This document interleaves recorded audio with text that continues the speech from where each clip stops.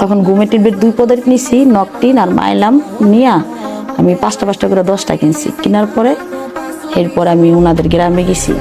আমার প্রশ্নটা ছিল আর মেয়ের কথাটা বলছেন সেটা আমি বলতাছি। মেয়ের কথাটা আমি আবার যাচ্ছি, আমার প্রশ্নটা ছিল এমন যে প্রেস ক্লাবের সামনে কিন্তু আপনি একটা ব্যানার নিয়ে বলেছিলেন যে আপনার মেয়ের সঙ্গে অনৈতিক কাজ করা হয়েছে, এই ধরনের কথা বলছেন, যাদের কারণে কিন্তু অনেকে আপনাদেরকে ব্যাড কমেন্ট করতেছে।